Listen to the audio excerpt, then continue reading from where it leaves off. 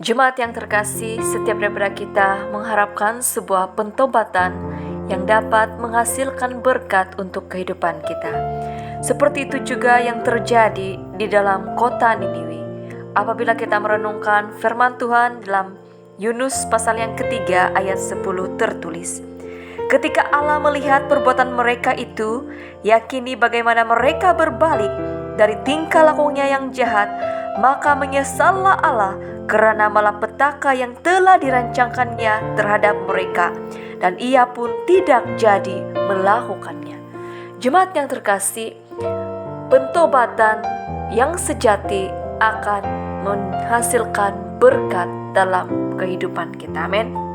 Tuhan berbicara dengan hamba-hambanya dan anak-anaknya dengan pelbagai cara. Ada melalui pembacaan firman Tuhan, melalui sesama manusia, melalui alam, melalui penglihatan, melalui mimpi dan sebagainya. Semuanya bertujuan untuk memberi amaran, menguatkan, menghiburkan, mengajar, membentuk, dan memulihkan kita. Tidak ada satupun daripada kita yang tidak pernah berbuat dosa. Semua kita pernah melakukan dosa. Tidak ada satupun tempat, negeri, negara, dan kota manapun yang tidak pernah berbuat dosa. Semua tempat seringkali jatuh bangun dalam dosa dan bermain-main dengan dosa. Apakah ini menyenangkan hati Tuhan? Apabila kita hidup dengan keganasan, penindasan, kejahatan, menyembah berhala, mencuri, membunuh, dan sebagainya, itu sangat melukakan hati Tuhan dan akan mengakibatkan kita mengalami yang namanya hukuman. Mari kita belajar daripada penduduk kota Niniwi. Kota Niniwi percaya kepada Tuhan, lalu mereka mengumumkan puasa di seluruh kota itu, sebaik saja mereka mendengar dan menerima amaran daripada Tuhan yang disampaikan oleh Yunus. 40 hari lagi kota Niniwi akan ditunggang tebalikan oleh Tuhan. Artinya kehancuran, kemusnahan, dan sesuatu yang dahsyat akan terjadi ketika pemimpin negara kita juga mengumumkan selama 14 hari semua rakyat Malaysia harus tinggal di rumah, menjaga kebersihan, menjaga keselamatan, dan berdoa menurut kepercayaan agama masing-masing. Apakah respon kita sebagai rakyat Malaysia? Sehingga PKP terpaksa dilanjutkan dari hari ke hari, dari bulan ke bulan, bahkan mungkin dari tahun ke tahun. Banyak daripada kita masih bersuka cita, bermain-main, masih leka, tidak mendengar nasihat, tidak berdoa puasa, dan sebagainya, karena merasa selamat dan merasa nyaman di zon yang selesa. Mungkin kita terus selamat, terhindar, dan tidak terkena dengan penyakit ini.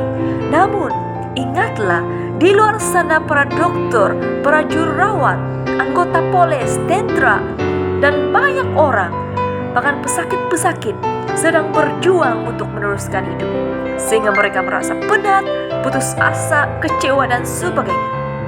Mereka memerlukan sokongan doa yang daripada kita.